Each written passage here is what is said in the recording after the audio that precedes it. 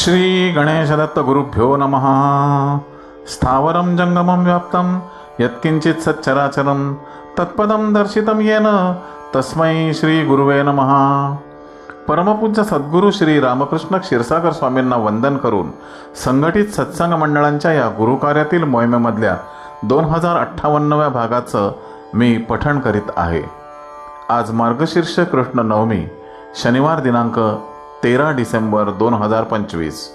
उपदेशामृत संग्रह भाग 8 या ग्रंथातील भगवान श्री दत्तात्रय सत्संग मंडळ मुंबई दिनांक 18/1/1997, बैठक क्रमांक 2004। जानेवारी 1996 मध्ये औरंगाबाद मुक्कामी परमपूज्य गुरुदेवांनी दिलेला अनुग्रह। गुरुर् ब्रह्मा गुरुर्विष्णू गुरुर्देव महेश्वरः गुरुः साक्षात् परब्रह्म तस्मै श्री गुरुवे नमः। गुरोः पादोदकं पीत्वा गुरोरुच्छिष्ट भोजनम गुरुमूर्तेः सदा ध्यानं गुरुमंत्रं सदा जपेत। गुरुगीता श्लोक 15। काशी क्षेत्रं तन्निवासो जानवी चरणोदकं गुरुर्विश्वेश्वरः साक्षात् तारकं ब्रह्म निश्चितम। गुरुगीता श्लोक 16। आपली भारतीय परंपरा आणि आपला धर्म हा गुरु शिष्यांचा संवाद आहे। गुरु शिष्य संवाद हाच आपला मूळ धर्म आहे। मग ते वेद असू द्या, शास्त्र असू द्या, उपनिषद असू द्या, गुरुवाणीतून येणारे शब्द असू द्या, यांचा शिष्यवर्गांनी बोध घ्यायचा असतो। गुरु परंपरेचा जर विचार केला तर ही परंपरा अतिशय श्रेष्ठ आहे। ही मुळात शिवाची परंपरा आहे। शिव हे आपल्या गुरु परंपरेतले सर्वात श्रेष्ठ आहेत। ही त्यांची परंपरा आज मितीपर्यंत चालत आलेली आहे। आद्य शंकराचार्यांचा जर विचार केला तर शंकराचार्यांपासून गुरु परंपरेला सुरुवात झाली। तत्पूर्वी ही परंपरा होतीच, पण गुरु या शब्दाचा अर्थ असा की हे तत्व आहे, ही व्यक्ती नाही। गुरु या शब्दामध्ये ही जी शक्ती आहे ती अध्यात्मात कुठेही सापडत नाही। गुरु ही शक्ती आहे। गुरु परंपरा याचा विचार जर केला तर जे वेद धर्माचं कार्य करतात, वेद टिकावेत यासाठी अखंड प्रयत्न करतात, वेद प्रणालीप्रमाणे चालतात, वेद हे त्यांच्या जीवनातील मुख्य आधार असतो, याचा सगळ्याचा जर विचार केला तर यांना गुरु म्हणतात। आपले स्वतःचे विचार नवीन निर्माण करणं आणि नवीन विचाराची नाही ती दिशा देणं यांना गुरु काही म्हणत नाहीत, ते संत पुरुष असतात। संत पुरुषांनी सुद्धा मराठी भाषेतून वेद विचारांचाच विचार मांडलेला आहे। असे एकही संत निघाले नाहीत की ज्यांनी धर्माला सोडून काही गोष्टी सांगितलेल्या आहेत। तसं आता आपलं हे वेद धर्माचं कार्य आहे, हे अतिशय मोठं कार्य आहे। माझ्या गुरूंनी मला सांगितलं की मला तुझ्याकडून वेद धर्माचं कार्य करून घ्यायचं आहे। या गोष्टीला जवळजवळ 21 वर्षांचा काळ लोटलेला आहे। पण आताच्या काळाचा जर विचार केला तर हे कार्य होणं हे फार अवघड होऊन बसलं होतं। पण त्यांची इच्छा मोठी प्रबळ, त्यांनी केलेली आज्ञा आज मितीपर्यंत ती आपण पाळतो आहोत। वेदांचं उच्चारण होणं, या वेदांच्या उच्चारामुळे जी दैत्यशक्ती असते तिचा नाश होतो। ही दैत्यशक्ती अनेक ठिकाणी पाहायला सापडते। काही लोकांच्या विचारातून पाहायला सापडते, काही ठिकाणी अपघाताच्या रूपामध्ये पाहायला सापडते, काही ठिकाणी नाशाच्या रूपाने पाहायला सापडते। हा सगळा खोल विचार केला तर ह्या दैत्यशक्तीला नाहीसं करण्याची शक्ती फक्त वेदमंत्रातच आहे। आणि म्हणून या वेदमंत्रांचं आपण उच्चारण करायचं आहे। आपली देवस्थान संस्था हे जे कार्य करते हे वेदविद्येच्या संवर्धनाचं कार्य करते।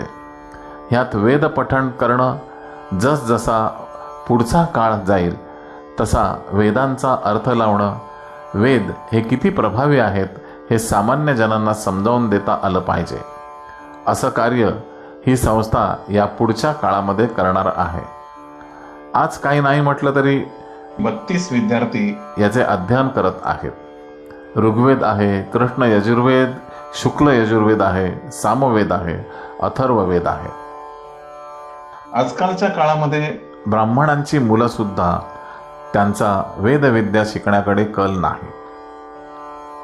जी भिक्षुक घराणी आहेत, ज्यांना त्याची जाण आहे, ज्यांना समजतं यातलं, ते आपले विद्यार्थी आश्रमात आणून सोडतात आणि त्या विद्यार्थ्यांना आम्ही वेद शिक्षण देतो.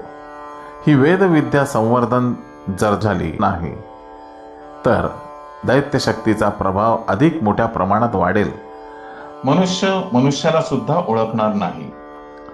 आजकाल तुमच्या हे लक्षात आलं असेल की हल्ली मनुष्य मनुष्याला सुद्धा जाणीव करून घेत नाही, ओळखत नाही, त्यांच्या गरजा भागवित नाही, त्याला मदत करत नाही.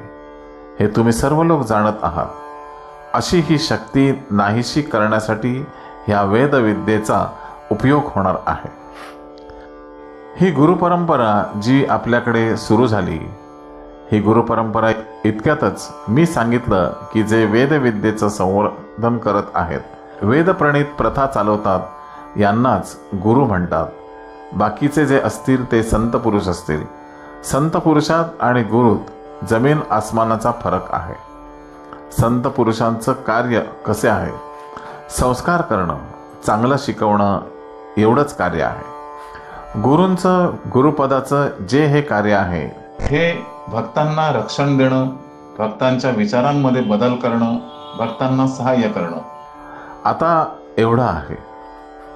ज्यांना अनुभव घ्यायचा असेल त्याला तेवढ्या श्रद्धेनं जगावं लागतं, त्या श्रद्धेप्रमाणे त्याला राहावं लागतं. अशा पद्धतीने जर तो जगला तर गुरुकृपेचा आधार 100% होईल. गुरोः कृपा प्रसादे आत्मा रामं निरक्षयेत अनेन गुरुमार्गेण स्वात्मज्ञानं प्रवर्तने. गुरुगीता श्लोक 110. गुरुकृपा जर झाली तर आत्मारामाचं दर्शन होतं. इथपर्यंत त्यांची अवस्था आहे. म्हणून धर्म सांभाळण्याकडे जास्त कल ठेवा. आपण जर धर्म सांभाळू शकलो तर आपण मनुष्य म्हणून जगायला पात्र राहतो, नाहीतर जनावरात आणि आपल्यात विशेष काहीही फरक राहणार नाही. आणि मग पुढच्या काळामध्ये मनुष्य हा अतिशय विकलांग होईल. हा दुष्ट शक्तीचा प्रभाव दिवसेंदिवस वाढत राहणार. ही शक्ती कमी होण्याची मुख्य लक्षणं तरी आज काही दिसत नाहीत. अशा पाठशाळा, असं वेदविद्येचं संवर्धन अनेक ठिकाणी व्हायला पाहिजे. आणि अनेक ठिकाणी हे जर संवर्धन झालं तर आज मनुष्य म्हणून जगायला जो पात्र वाटत नाही तो पात्र ठरेल. याकरता ही गुरुपरंपरा सुरू झालेली आहे. संत परंपरा निराळी असते, गुरुपरंपरा निराळी असते. आपली जी परंपरा आहे ती शिवापासून निर्माण झालेली परंपरा आहे. माझे हे गुरु आहेत ते प्रत्यक्ष शिव आहेत. ते संन्यासी स्वरूपात जरी दिसत असले तरी ते शिव आहेत आणि त्यांची आज्ञा आपल्या सर्वांना शिरसावंद्य मानायची आहे. बाकीचे अनुभव प्रत्येकाला येतीलच. जो तो आपल्या भक्तीप्रमाणे जशी तो भक्ती करेल तशी त्याला त्याची प्रचिती येईल. तुम्ही जर नमस्कार केला की आम्ही लोक आशीर्वाद देतो. आशीर्वादाची शक्ती तुमच्या पाठीमागे देतो. ते आशीर्वाद दिलेले आहेत हे एवढं जरी लक्षात ठेवलं तर ती शक्ती जिवंत राहते आणि शक्तीचा अनुभव आपल्यासारख्यांना मिळू शकतो. याकरिता मी ठिकठिकाणी सत्संग स्थापन केलेले आहेत. हे सत्संग स्थापन करण्याचा हेतू ह्या कार्याला सहकार्य व्हावं, सर्व भक्तांनी एकत्र यावं, आपल्या धर्माबद्दल त्यांना अभिमान निर्माण व्हावा, याकरता या सत्संगांची स्थापना केलेली आहे. श्री गुरुदेव दत्त. गुरुबंधू आणि भगिनींनो, आजचे हे आशीर्वाद पठण परमपूज्य सद्गुरूंच्या चरणी सादर अर्पण. या आशीर्वादाच्या पुढील भागासाठी पुन्हा भेटूया उद्या सकाळी 6 वाजता. श्री गुरुदेव दत्त.